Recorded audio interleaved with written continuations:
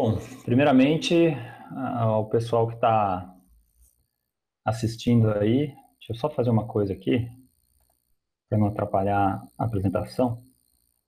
Beleza. Bom, então, primeiro, boa tarde aí, pessoal, né?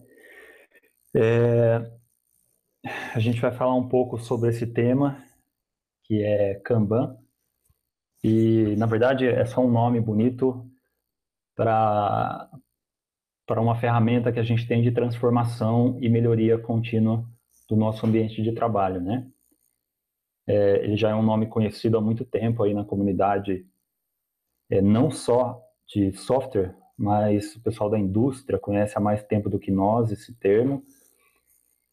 E vocês vão entender um pouco com esse bate-papo o porquê que a gente adotou, né, essa prática também no ambiente de desenvolvimento de software. E vocês vão ver que isso está se expandindo para outros ambientes também do trabalho do conhecimento. Então, o subtítulo aí da palestra, que é Agilidade para Ambientes Complexos, porque o Kanban ele nos ajuda a implantar o que a gente chama hoje de agilidade, né, que é uma forma melhor de trabalhar na área do conhecimento. E o Kanban faz essa transição do estado atual em que a gente está trabalhando para um estado melhor de trabalho, tá? A gente vai tentar mostrar e exibir algumas técnicas aqui, não vai ser muito profundo, mas a gente vai dar um overview geral, principalmente para quem nunca ouviu falar aí de Kanban para desenvolvimento de software. Beleza? Então vamos lá. Bom, a gente está numa palestra aí depois do almoço, né? Putz, é um horário meio ingrato, sabemos disso. Então, quem estiver participando aí, ou quem for assistir depois também a gravação, se puder focar, né, se concentrar, e fiquem à vontade aí em interromper, em falar o que vocês quiserem aí. Se vocês puderem me dar um feedback aí, se vocês estão ouvindo, tá tudo bem?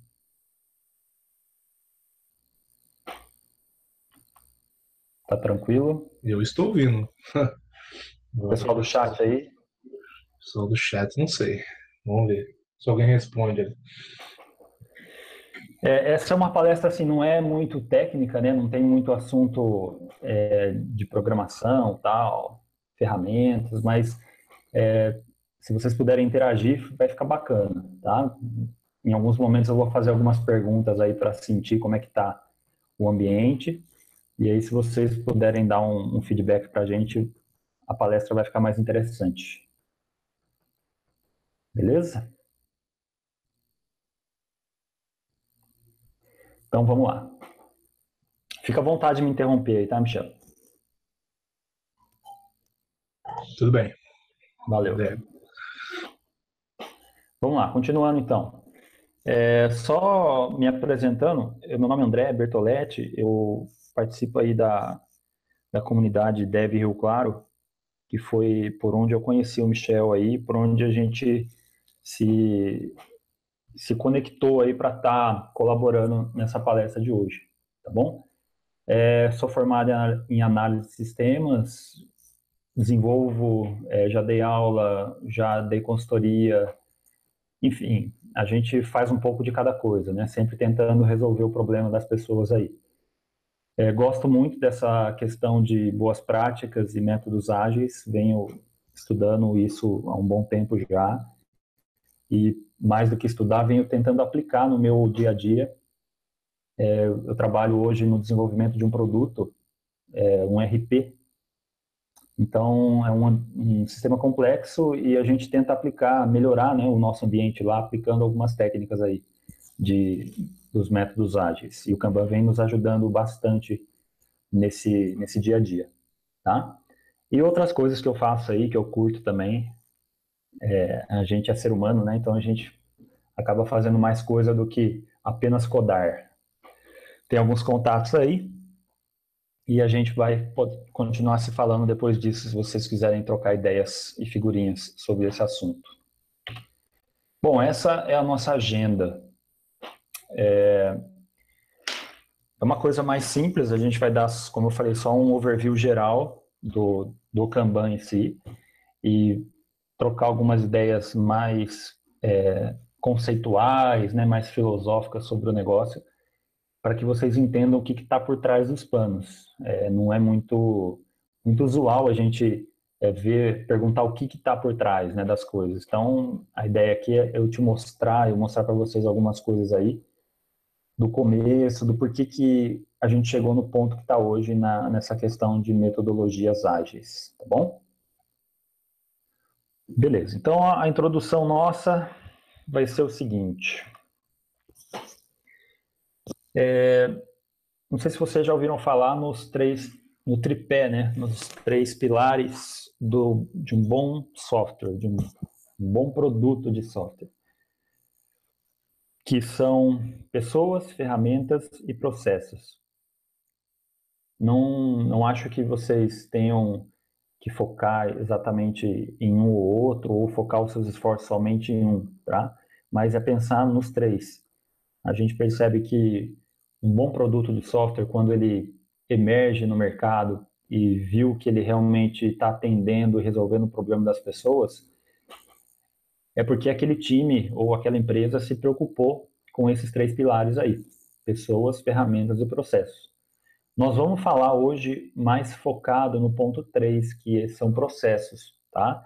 Mas não desprezem de maneira nenhuma o ponto 1 e 2 de ter boas pessoas no seu time, né? Bons profissionais, capacitados para aquilo, de usarem boas ferramentas para que vocês fazem. Então, ter a ferramenta própria para cada tipo de projeto que você está, ou para cada tipo de problema que você está resolvendo, né? E também envolver nisso tudo um bom processo de desenvolvimento. Tá? O equilíbrio desses três pontos aí é o que a tendência diz que vai desenvolver, né? Ou vai nascer um bom produto de software. Vamos lá, então, falando sobre processos. Eu tentei dividir aqui numa linha do tempo, na verdade não é linha do tempo, né? É só uma linha mesmo. Alguns pontos distribuídos nessa linha aí, e se vocês verem aí também, tem um ponto fora da curva, né? Ou fora da reta. Depois a gente vai ver o que é esse ponto fora da reta também. Então, assim, do lado mais extremo à esquerda aqui, a gente vê os métodos mais prescritivos. E o lado mais extremo à direita, os métodos mais adaptativos. Ok? Então, de alguns métodos de desenvolvimento de software que vocês ouvem falar por aí. Por exemplo, RUP, XP, Scrum, Kanban, enfim. Tem outros que a galera tá começando a estudar mais recentemente, estudar e testar, né? Mas assim, dos mais conhecidos, tá? RUP, Kanban, Scrum, XP. Onde que vocês acham que esses métodos se adaptariam nessa reta? Em que pontos dessa reta vocês acham que os métodos que eu falei agora se adaptariam? Então, por exemplo, o RUP. Né? O RUP é um método mais prescritivo ou mais adaptativo? Como é que está o chat aí, Miguel? Você consegue ver o chat aí? Ou não? Você teria que Vamos abrir lá. a transmissão, né? Aqui o pessoal tem pouca gente, né? Ah, Oito tá, pessoas. beleza. 8 pessoas. Aí vocês Deixa eu querem ver aqui. participar? Eu vou ter que abrir o link, né, de Não, transmissão, certo? isso. Você vê o chat, sim. Deixa eu só tentar abrir aqui, ver se o pessoal tá interagindo. Se não, a gente bola para frente também. Vamos só pegar um feedback aí. Você pausa aí o vídeo, para não dar zica. O pessoal tá interagindo. Se não, a gente bola. Beleza. Por enquanto ainda não, né? Então tá bom. Então vamos continuar.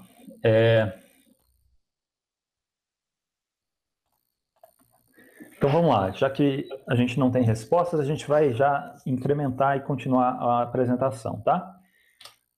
Então vamos lá, o RUP, ele é um método mais prescritivo, tá? Todos eles são processos de desenvolvimento e a gente pode até considerar processos ágeis, porque agilidade não é só velocidade, tá? Isso é importante a gente falar. Agilidade é a gente fazer as coisas do jeito certo, né? A gente responder e construir um software que realmente resolva o problema que ele foi pretendido a resolver. Então, o RUP aí, por ele ser mais prescritivo, ele está mais do lado esquerdo dessa reta aí, tá? O próximo aí vem o XP. O XP, que é o Extreme Program, ele é um método também de desenvolvimento de software, e para quem conhece ele, ele descreve diversas formas ou diversos caminhos ou técnicas que você tem que desenvolver para o seu software ser bem feito, ter chance, né, de ter mais sucesso no final. E tem diversos papéis, né, diversas cerimônias que o XP prega para que você se enquadre nesse método aí. Então, por isso ele fica depois do RUP, né, ele é um método mais prescritivo. Depois vem o Scrum. O Scrum, ele, apesar de ele ter alguns papéis definidos ali, algumas cerimônias, ele não é tão prescritivo como o XP e RUP. Ele não diz passo a passo o que você tem que fazer. Ele te dá algumas dicas, né? Faça uma reunião diária, divida o seu processo em sprints, depois no final da sprint faz uma review, mas ele não diz o como você vai fazer isso. Então ele te dá algumas pistas aí. Por isso que ele está ficando mais do lado direito aí. Então ele deixa de ser um pouco mais prescritivo para ser mais adaptativo. E o mais adaptativo que a gente tem hoje é o Kanban. Vocês vão entender o porquê durante a palestra, tá? Mas você vai perceber que o Kanban, ele não te diz tanto como você fazer as coisas, ele te dá alguns caminhos para você resolver o seu problema, mas assim, você é super livre para adaptar ele conforme a sua realidade. E por ele ser mais adaptativo, é que ele está tendo um engajamento forte da comunidade. O pessoal está enxergando no Kanban uma ferramenta para você chegar em outros métodos. Então, o pessoal quer aplicar Scrum ou quer aplicar XP, mas para quem hoje não aplica nada, chegar no XP ou chegar no Scrum é um tratamento de choque, né? Um negócio assim que nem toda empresa tem estômago suficiente para aguentar esse baque, essa mudança de processo. Então aí o pessoal está começando a usar o Kanban para fazer essa migração. E às vezes no meio do caminho vê que tá bom ali no ponto que parou, nem precisa chegar mais para frente, né? O Kanban, desculpa, dá essa possibilidade de a gente ir testando, experimentando melhorias, pequenas melhorias e evoluindo o nosso processo. E o ponto fora da curva aí é o Extreme Go Horse, né? Não sei se vocês já ouviram falar, mas quando você não quer aplicar nenhum processo ou nenhum método de desenvolvimento, que vamos embora, vamos fazer e bola para frente, que a gente chama que é o Extreme Go Horse, né? É uma piada aí da comunidade, mas se vocês pesquisarem aí o Extreme Go Horse na internet, vocês vão ver que a coisa é séria. Tem até alguns princípios lá que se você seguir ele, ou melhor, se você não segui-los, né?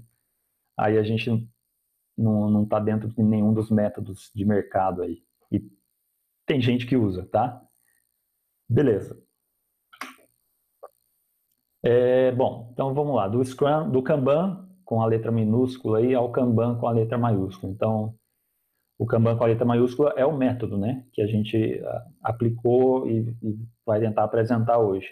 E o Kanban com a letra minúscula são as técnicas, os que foram inventadas lá no Japão, que não tinha necessariamente um método por trás, né? Mas era mais o Kanban com letra em japonês, quer dizer cartão, né? Então, as técnicas que o pessoal começaram a usar lá na indústria automobilística para sinalizar algumas coisas e alguns processos que estavam acontecendo no meio do caminho.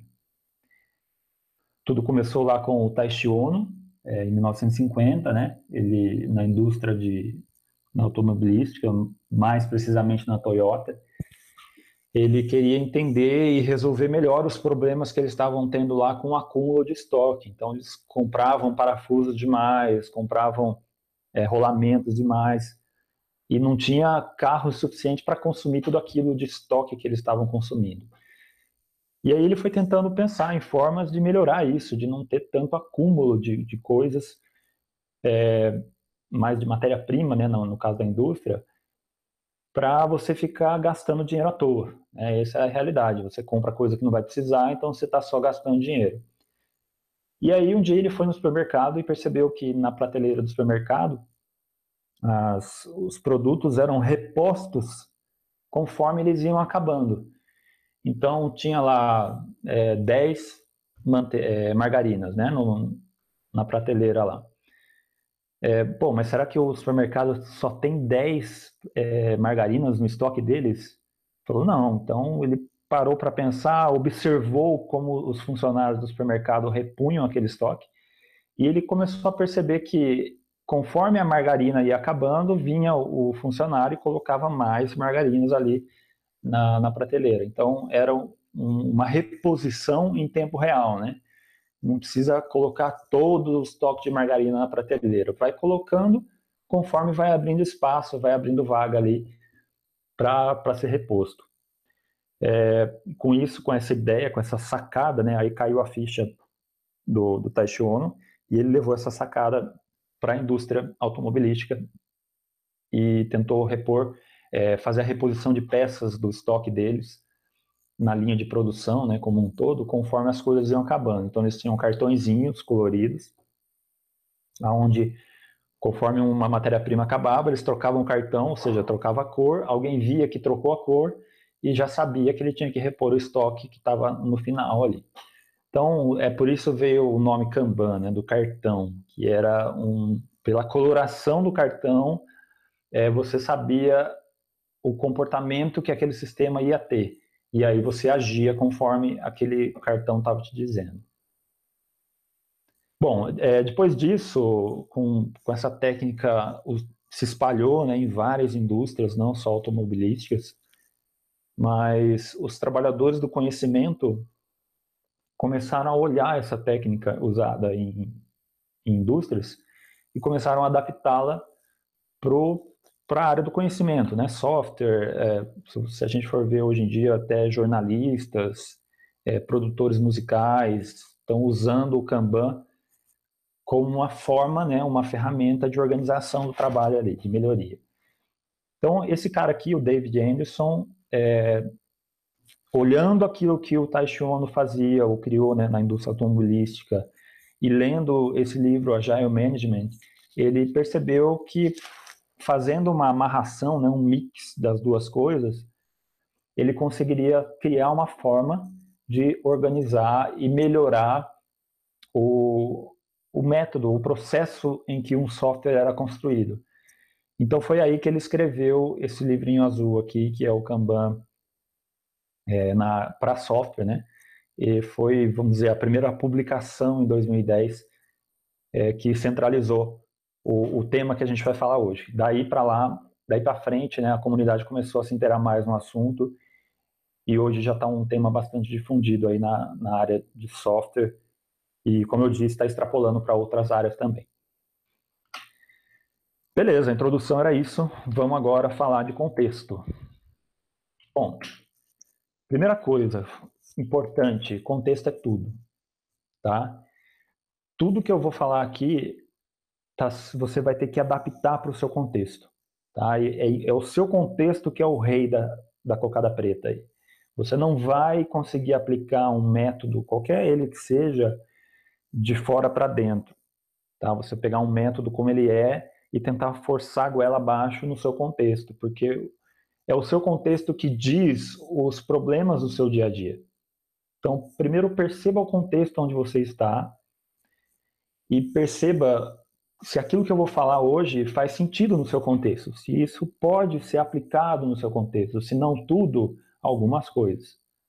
Tá? Então percebam e respeitem muito o contexto de vocês, ok? Não quer dizer que o seu contexto não pode ser melhorado, muito pelo contrário. Mas você deve primeiro entendê-lo para depois tentar melhorá-lo, ok? Muito bem, vamos falar sobre o nosso ambiente de trabalho, que em japonês aí é o Gemba, que são onde as coisas acontecem. como que acontece, o que que rola numa empresa de software? Tá, então vamos lá. O que que é, né, uma empresa de software? Bom, vamos perceber o que que tem nessa empresa, né? Numa empresa de software tem os equipamentos, né? Os computadores, a máquina de café, sei lá, tudo que tem ali de mecanismo físico, de coisa que a gente vê e pode tocar, faz parte da empresa também. Tá? A gente não pode descartar os equipamentos ali. Uma empresa tem a sua hierarquia, né? A sua estrutura, o seu organograma, e assim, por mais democrática ou horizontal, né, que uma empresa possa ser em questão hierárquica, não tem jeito, sempre tem. Tá? A gente pode pensar numa startup aí mais nova do mercado, tem alguém ali que responde por ela, tá? Por mais moderna ou descolada que ela seja. Bom, uma empresa também tem as suas regras, né? Como ela funciona, tem as suas leis internas ali que dizem o que aquela empresa faz, como ela deve fazer, algumas regras internas que diferenciam uma empresa da outra e que aquelas regras é que ditam o fluxo de como aquela empresa resolve as coisas, né? E aí cada uma tem a sua, né? A gente conhece algumas empresas mais burocráticas que têm receita para tudo e outras empresas assim mais liberais, vamos dizer, né? Que vamos fazer o que der. Conforme a gente vai testando, vai saindo. Enfim, não deixa de ser uma regra. Cada empresa também tem a sua história, como ela começou, quais são os valores, qual é a missão daquela empresa. E essa história diz muita coisa do que é aquela empresa. Tá? A gente não pode desprezar a história, como tudo começou. Ok? As empresas também têm o seu problema ou os seus problemas para serem resolvidos. Né? A gente não faz sentido ter uma empresa se essa empresa não resolve o problema de alguém. Ela não vai lucrar, né? A gente só lucra quando resolve o problema de alguém e a gente é pago por aquilo. Deixa eu só beber uma água aqui. Então, não existe empresa sem problemas para ser resolvidos. A empresa tem pessoas, tá? Um time ou diversos times de áreas diferentes que interagem entre si para dar o produto final da empresa aí, tá? Ou serviço. E também tem um gerente, ou mais gerentes, né? O gerente faz parte do pacote aí do que a gente chama de empresa. Bom, se a gente parar para olhar isso tudo, a gente chama de um sistema complexo, tá? Então, quando o título da palestra, né, que é agilidade para ambientes complexos, na verdade, se a gente parar para olhar uma nossa empresa, por menor que ela seja, ela já é um ambiente complexo, tá? Por que um ambiente complexo? Porque ela tem elementos ali que a interação entre esses elementos não geram um resultado conhecido, não é um resultado previsível, tá? Pode acontecer qualquer mudança ali em qualquer elemento dessa empresa onde vai gerar um resultado inesperado. E aí a empresa vai ter que saber lidar com aquilo, tá? Então é por isso que a gente chama isso de sistema complexo.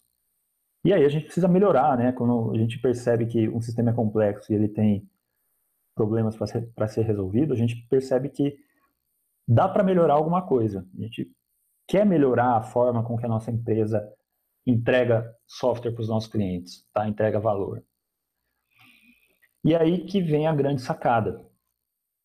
Como a empresa ou outros ambientes complexos não podem ser mudados por adivinhação ou cópia de outras experiências de outras empresas, a gente tem que parar, observar, experimentar alguma mudança e depois se adaptar em relação àquilo, tá? Observação, experimentação e adaptação. Essas três palavrinhas aí é o que ditam, né, o andamento aí da melhoria contínua que o Kanban se propõe a aplicar nas empresas. Tá bom? Faz sentido aí para vocês? Vamos lá, continuando. Aí vem o primeiro disclaimer aí, ó. A gente não é porque a gente vai mudar que a gente vai melhorar, tá? Mudança não é sinônimo de melhoria. Muita atenção com isso. Cuidado quando alguém falar, não, a gente precisa mudar isso. Mas calma, mudar para quê? Para qual sentido? Se a gente não mudar, a gente vai melhorar? Então perceba que o foco não é a mudança, o foco é a melhoria, tá? Se a gente vai mudar para pior, não mude, beleza? E se mudar, escolham esse caminho, observar primeiro, experimentar alguma pequena mudança e adaptar ela se necessário, ok? Bom, e nesse processo, né, a gente sabe que a indústria de software se a gente for ver, ela é recente, ela é nova ainda, comparado a outras indústrias. A gente está aí há mais de 40 anos tentando buscar essa melhoria na indústria de software. Né? A gente entrega software bugado demais. Se a gente pesquisar aí, vocês vão ver que no Gartner lá, que é quem centraliza as pesquisas, né, de desenvolvimento de software de diversas áreas, a gente está entregando muito bug ainda. Tá? Cerca de 70% do nosso produto final ainda sai com falha. Então, isso significa que a nossa indústria ainda está amadurecendo. Nesses 40 anos, a gente passou por vários experimentos, por várias formas de melhorar a entrega do nosso produto. Então, nos anos 80 aí, surgiu o Cascata, né, o Waterfall, onde era uma técnica ou um método de desenvolvimento onde tinha uma etapa depois da outra, né? Então, primeiro analisava, da análise, vamos para o design, do design, vamos codificar, depois vamos testar, depois vamos manter. Então, foi a primeira tentativa de melhoria para entrega de software. Nos anos 90 foram surgindo outras, né? Por exemplo, essa daí que é a interativa incremental, onde a gente desenvolvia um pequeno pedaço, colocava para rodar, entregava esse pequeno pedaço e voltava o fluxo, né? Então, esse espiral aqui daria para a gente o sentido do nosso produto. A gente não fazia em caixas separadas, a gente fazia pequenos pedaços, ia iterando aqueles passos, aquele processo, e ia cada vez mais incrementando o nosso produto final. Tá? Mas ainda assim, ó, o nosso produto final só saía quando a gente circulava esse espiral todo. Tá? A gente não conseguia entregar software pequenos, em pequenas partes, como o primeiro palestrante, acho que foi o Anderson, né? Desculpa se eu esqueci o nome, falou sobre o MVP. Né? Mas percebam que o que eu estou falando aqui não tem certo e errado, tá, gente? A indústria foi testando várias coisas e com isso foi aprendendo. Tá? Nos anos 2000 aí a gente teve o surgimento do RUP, né, o XP, o Scrum, quando começou a se falar de agilidade, também vocês podem perceber que eles têm alguma coisa dos métodos passados e fazem alguma melhoria pequena, né, nos métodos que surgiram. Percebam aí por que o Scrum, o Kanban e o RUP são bastante prescritivos, né? Eles têm bastante etapas para serem percorridas até serem aplicados de maneira real. E nos anos 2010 aí a gente percebe o surgimento do Lean Kanban e de outras técnicas aí que, como eu falei, está extrapolando para outros ambientes, né? Até para a gerência, o Management 3.0. Vocês podem pesquisar bastante vocês vão ver que esse material está sendo bastante utilizado, ou pelo menos testado em várias indústrias aí, várias empresas. Então, eu só quis mostrar essa linha do tempo para mostrar para vocês que é um processo evolutivo. Né? A indústria de software está testando melhorias de como entregar melhor o seu produto há muito tempo já, desde quando ela começou. Tá? Então, o que a gente está vivendo hoje com o Lean Kanban é uma evolução, uma consequência dessa caminhada. A gente não pode apagar a história daqui para trás. Tá? Tudo é amarrado. Beleza? Falamos de contexto, então. Vamos falar agora dos princípios. Tá? Como é que a gente... quais princípios o Kanban, ou o Lean Kanban, propõe para a gente começar a aplicar ele nos nossos projetos? Bom, como eu falei, ele é o mais adaptativo de todos. Olha por quê. O primeiro princípio dele é: comece com o que você já faz hoje. Então você vai querer aplicar uma mudança num processo da sua empresa, tá? Uma melhoria. Não queira apagar ou mudar e desligar a chave, né? Que a gente chama de todo o meio ou o formato em que a empresa trabalha hoje. Não funciona dessa forma. Se você chegar de um dia para o outro, desligar e esquecer tudo que você fazia antes, não vai durar uma semana o seu processo de melhoria, tá? Vai gerar um estresse tão grande que as pessoas daquele ambiente complexo vão fazer com que o seu processo de mudança venha por água abaixo, tá bom? Isso é muito natural, a gente percebe, o ser humano é resistente à mudança. Então, vamos mudar, a gente não vai mudar, a gente vai melhorar. Se a gente vai melhorar, a gente pega o que a gente faz hoje, com pequenos ajustes, a gente chega num novo status, tá? Com isso, a gente vai para o segundo princípio do Kanban, que é concorde em buscar uma abordagem evolucionária para a mudança. Não fazer grandes mudanças, tá? São pequenas mudanças que você perceba a evolução daquilo. E aí, quando a gente fala de evolucionário, né, a gente lembra da biologia. Como é que a gente chegou nos organismos, né, que a gente percebe hoje evoluídos e complexos, começou em organismos menores que foram evoluindo com o tempo e muito tempo até chegar no que a gente tem hoje. Então, a evolução ela não é de um dia para o outro. Ela precisa ser testada.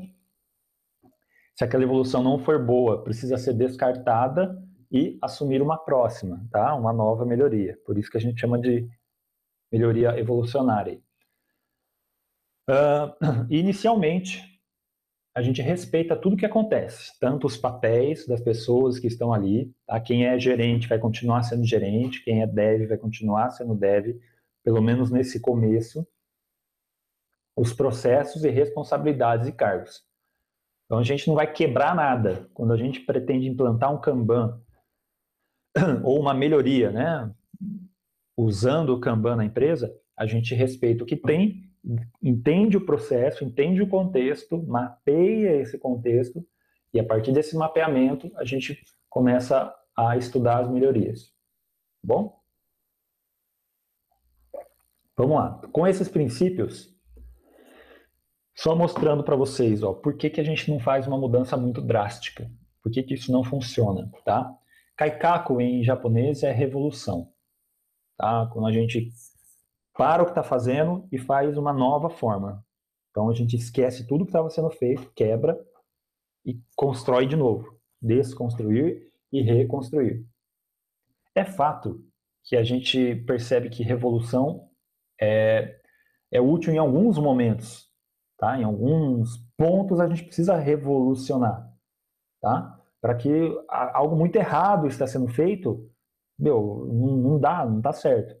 Mas quando a gente fala de empresas, de ambientes complexos, de mudança, de melhoria contínua, a revolução não é boa, tá? A gente não consegue melhorar com a revolução, tá? Por quê? Porque olha só o que a revolução traz, ou melhor, vamos usar outra palavra. Olha o que uma mudança traz. Toda mudança, ela é traumática no começo, tá?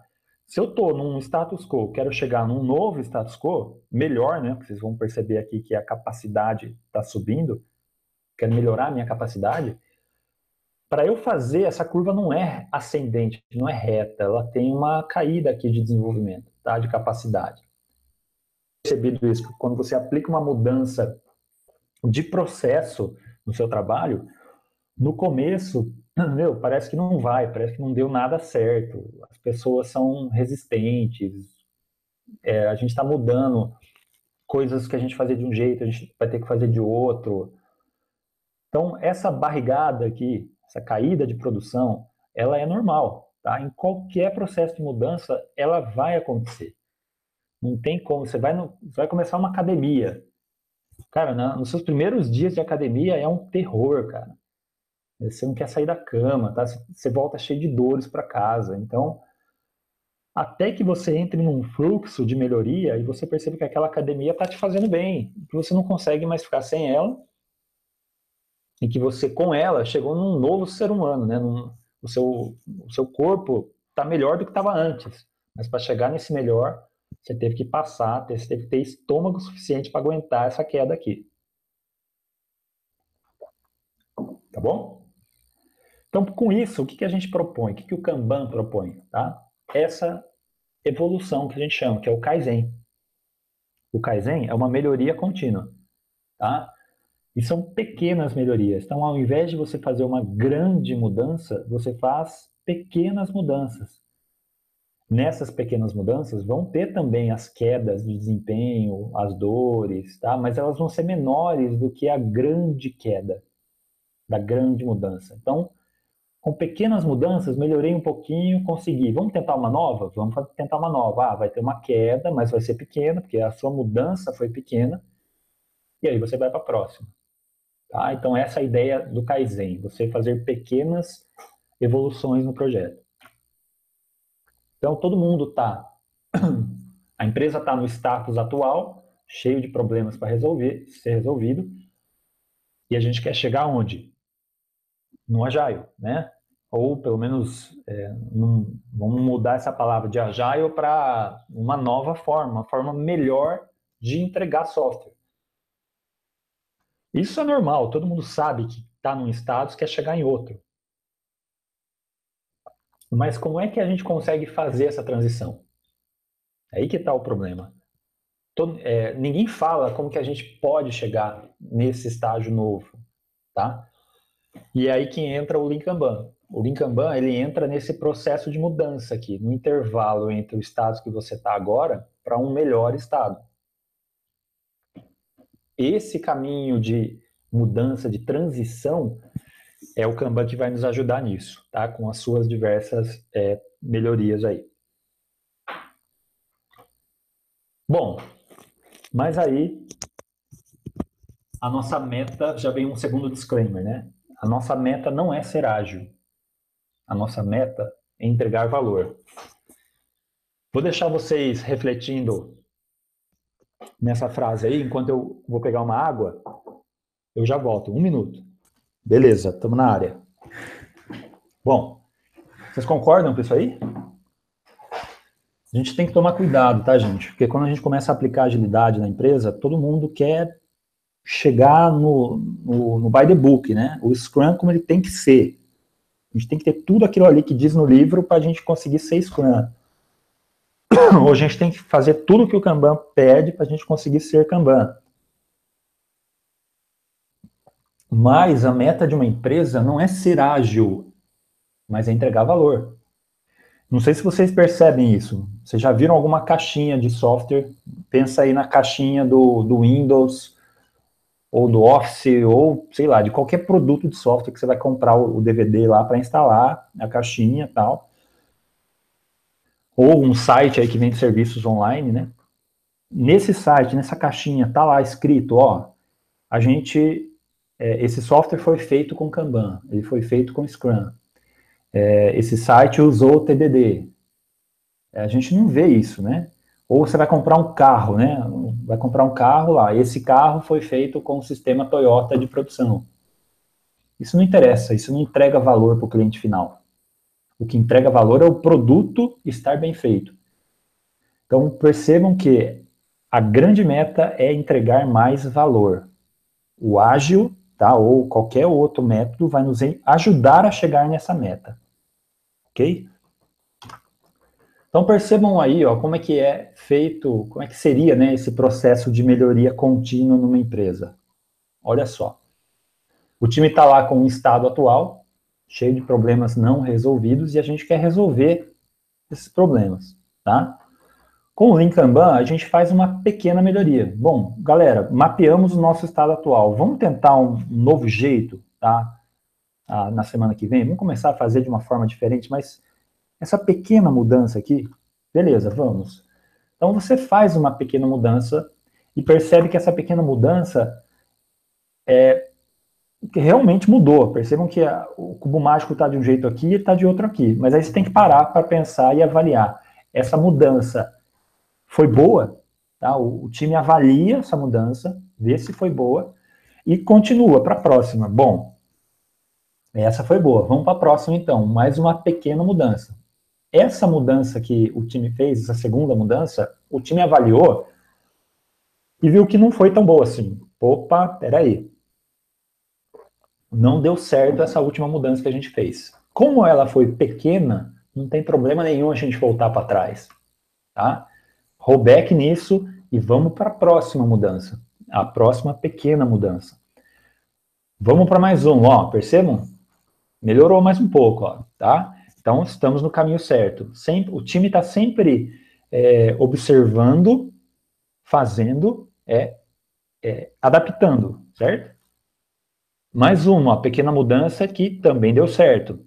Vamos para mais uma? Vamos para mais uma. Opa, essa daqui já não chegou no que a gente esperava, galera.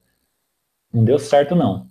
Não tem problema, a mudança é pequena, volta para trás e continua. Esse processo, pessoal, a gente vai fazendo pequenas mudanças, ó, até que o time consiga centralizar isso, encarnar isso como da cultura, né? A cultura da empresa começa a ser uma cultura Kaizen, que a gente chama, uma cultura de melhoria contínua. De pequena em pequena mudança, de tanto o time fazer, testar, observar e adaptar, ele vai pegando esse jeitão de pequenas melhorias. E aí, quando você olha para trás, como você era e como você está hoje, você percebe o grande passo que você deu, tá? Essa é a sacada, uma das sacadas do Kanban. É não fazer grandes mudanças, pequenas mudanças, faz, observa, testa, adapta, ok? E não tenha medo de errar. Muito bem. Então, baby steps, para quem já programa com TDD aí, né? São pequenos passos que a gente faz até resolver o problema. Isso também traz menos resistências, né? Porque você não vai mudar da água para o vinho. Então, as pessoas, quando vê pequenas mudanças, elas são menos resistentes a fazer essas mudanças. A gente vê resultado mais rápido, seja ele positivo ou negativo. Meu, você fez uma mudança 2 dias, uma semana depois, você já está vendo se aquilo deu resultado ou não. E gera maior engajamento e confiança nas pessoas. Bom, eu sei que se eu posso ir, porque eu sei que se der errado, eu posso voltar. Diferente se eu faço uma grande mudança, que voltar é mais difícil, né? O custo é muito alto de voltar se a gente faz uma grande mudança. Então, o Kanban é uma evolução guiada do processo, ok? Essa é a ideia geral da filosofia por trás do Kanban aí. Bom, e o ágil? Onde fica o ágil nisso tudo? Bom, já que ágil é só uma teoria, né? Um bando de cara lá que se juntou para escrever algumas coisas, se o que eles escreveram está certo, a nossa melhoria contínua aqui vai ser atingida. Tá? Porque o ágil, ele também não é um produto, né? Ele é um processo de melhoria. Então, ser ágil é você melhorar aquilo que você faz constantemente. Ser ágil não é ser rápido, tá? Não adianta você pegar uma Ferrari e andar com essa Ferrari na estrada errada, beleza? Se você tiver um Fusca e tiver na estrada certa, você vai chegar mais devagar no lugar certo. Se você tiver a Ferrari na estrada errada, você vai chegar mais rápido no lugar errado, bom? É aí que entra a questão da eficiência e eficácia. Vocês sabem qual é a diferença entre eficiência e eficácia? Para quem não sabe, eficiência é fazer do jeito certo. Opa, tem um erro aqui. Deixa eu corrigir. Fazer do jeito certo. E eficácia é fazer a coisa certa. Tá? Então, o Kanban nos ajuda mais na eficácia do nosso trabalho. Será que isso que eu estou fazendo é a coisa que eu realmente deveria estar fazendo? Porque assim, quando a gente fala de eficiência, meu, o pessoal já é eficiente hoje em dia, né? O pessoal sabe desenvolver software, beleza? Todo mundo sabe que tem que ter controle de versão, tem que ter TDD e tal. O pessoal tá indo por um caminho eficiente. Mas será que eu estou fazendo a coisa certa? Será que eu estou entregando o produto que eu realmente deveria entregar para o meu cliente? Será que eu estou entendendo o que o meu cliente quer realmente? Né? Ou eu vou fazer uma feature aqui linda, rápida, bonita, só que não é aquilo que ele queria. Então você fez uma Ferrari para chegar no lugar errado. Tá? Quando você poderia ter feito um Fusca, né, passo a passo, mais devagar, só que indo para o caminho certo. Então percebam essa diferença, tá? Não descartem eficiência, mas não tirem de vista também a eficácia. Beleza, falamos dos princípios. Vou acelerar um pouquinho, porque está acabando, né? Vamos falar das práticas. Bom, o Kanban é um sistema puxado. Desculpa, o Kanban é um sistema... foi mal. O Kanban é um sistema puxado, tá? Diferente de um sistema empurrado. Empurrado é quando todo mundo chega para você e fala, ó, faça isso, faça aquilo. Um cliente fica te ligando toda hora, né? Quando puxado, você olha para o seu ambiente e percebe o que realmente tem entrega de valor ali e você puxa aquilo. E o Kanban tem duas práticas, que a gente só vai falar das duas primeiras. Ele tem 6 práticas, tá? Mas a primeira, mais importante, visualizar o trabalho, e a segunda, limitar o trabalho em progresso. Beleza? Por quê? Por que a gente precisa visualizar o trabalho? Imagina o seguinte, você está com o seu carro indo para uma viagem, seu carro quebrou e você chegou na oficina mecânica e viu essa cena aí. O que isso... Qual a primeira coisa que vem na sua cabeça quando você chega na oficina e vê essa cena? Meu, eu não vou ser atendido agora, né? Tá muito claro, tá muito óbvio a gente tirar uma conclusão disso. Você tá com fome, vai num restaurante, você chegou e viu essa cena aí, ó. Um monte de almoçar ali na salinha de espera do restaurante. Sua conclusão, não é agora, não é aqui que eu vou comer, né? Eu vou ter que ir para outro restaurante. Tô com fome. E esses caras aí estão trabalhando? Estão trabalhando, né? Tem muita coisa para eles fazerem. Estão carregando tonéis aí, tonéis de uísque, ó. Se alguém olha aqui no restaurante, o pessoal do restaurante está trabalhando, pô, tá lotado, né? O pessoal está esperando. O Vado aqui está trabalhando? Está trabalhando também. Agora, e esses caras aqui? Estão trabalhando? O nosso ambiente, alguém que passa pela empresa e vê esse time, não vou dizer trabalhando, mas vê esse time do jeito que ele está. Dá para saber se esse time está trabalhando ou está enrolando? Diriam que ele está enrolando, né? Ó a mão, o dedo no cara no alt tab aqui, ó. Mas enfim, não tem jeito, galera. O nosso trabalho é um trabalho do conhecimento. O nosso trabalho se esconde numa caixa de e-mail, né? Se esconde na mente do cara lá que está trabalhando o algoritmo ali. Então, o trabalho de um desenvolvedor de software ou de um trabalhador do conhecimento não é visível, não é tangível, tá? Por isso que o nosso primeiro ponto é deixar esse trabalho visível. Como?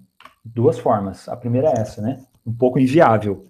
Imagina para cada feature ou para cada bug que você vai fazer, você encher uma bexiga e deixar do seu lado lá. Pelo menos o cara que passar ali tá vendo. Putz, esse cara tá trabalhando pra caramba, hein? Como isso não é muito viável, né? A gente parte para uma outra solução, que é essa solução aqui. Mapear o trabalho que está sendo feito num quadro Kanban.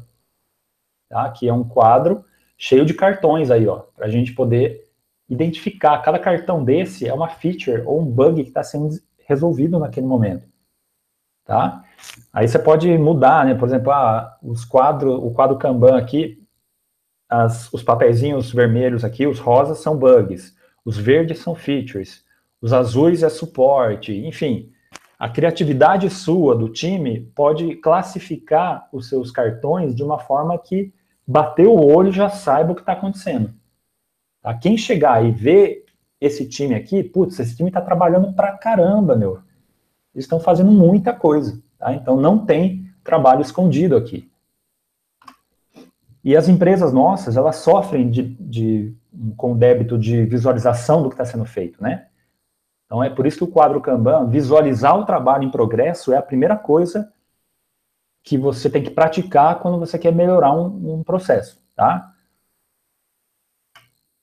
Claro, porque a gente não consegue gerenciar aquilo que a gente não consegue ver. Bom, e a segunda prática é limitar o que está sendo feito em progresso. Não dá para fazer muita coisa ao mesmo tempo. Não tem como, nós não somos multithread. Beleza?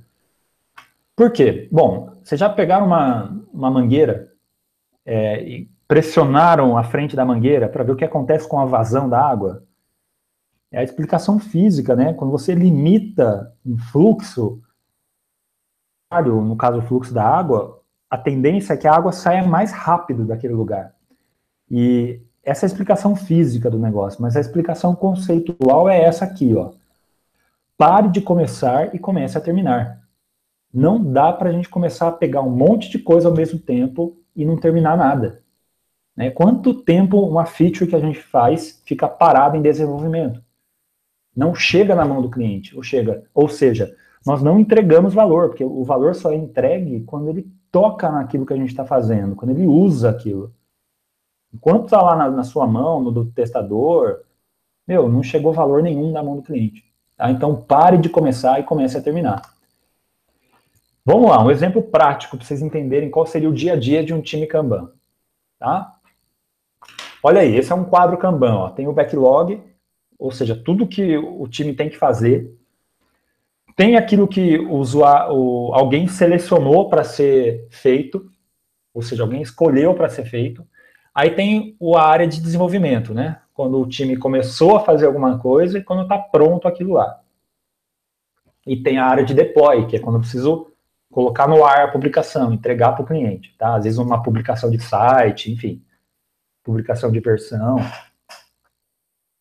Então aí, ó, nós temos 2 pares de desenvolvedores, 2 pares de deploy e um gerente lá, um PO, que faz a priorização do que vai ser feito.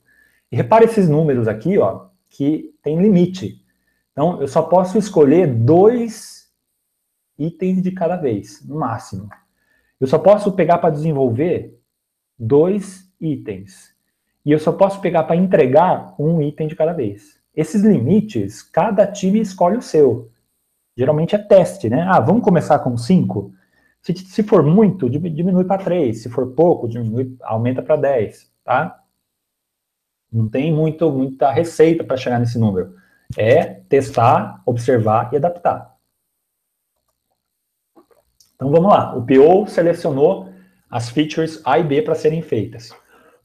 Porque ele, segundo a priorização dele, ele detectou que essas são as mais importantes. Beleza. Aí o time vai ver e vai puxar essas 2 coisas para fazer. Então eles estão fazendo programação pareada aqui, ó. O primeiro par pegou o A, o segundo par pegou o B para fazer. Aí, olha o que o PO falou, ó. Ótimo, beleza. Depois vocês fazem o C e o D. Beleza, vamos para o próximo. O time A, o primeiro time aqui, terminou a feature A. Ó. O que ela fez? Pegou aquele cartão e colocou em Done. Tá? E o deploy que estava sem fazer nada, ó, beleza, agora eu já posso deployar alguma coisa. E o PO tá lá na loucura dele, falando, putz, isso aqui também é urgente de fazer, mas eu não posso, né, porque eu já tenho 2 na fila ali, não posso extrapolar esse limite. E aqui, ó, também tá com 2 cartões. Os times aqui não podem puxar mais do que 2. Então, o que vai ter que acontecer? Como o deploy puxou para o deploy, abriu uma vaga aqui na coluna de desenvolvimento. Então, liberou uma vaga, o time puxou mais uma coisa para fazer, beleza? O time de baixo aqui ainda não terminou o que ele estava fazendo, ó, beleza? Opa, olha o que aconteceu agora. Deu algum bug aqui no deploy, deu algum problema que não estava compilando o que o time entregou. Na hora que ele foi fazer os testes de integração lá, parou tudo, tá? Repara a consequência disso, ó. Estourou o limite aqui de 2 de desenvolvimento. Eu tenho o C e o D aqui. Então, bom, nós não podemos fazer o D. Então, o que vai acontecer?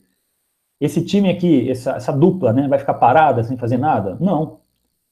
ela vai ajudar no ambiente como um todo a tirar o gargalo, desentupir esse cano que está entupido para o fluxo continuar.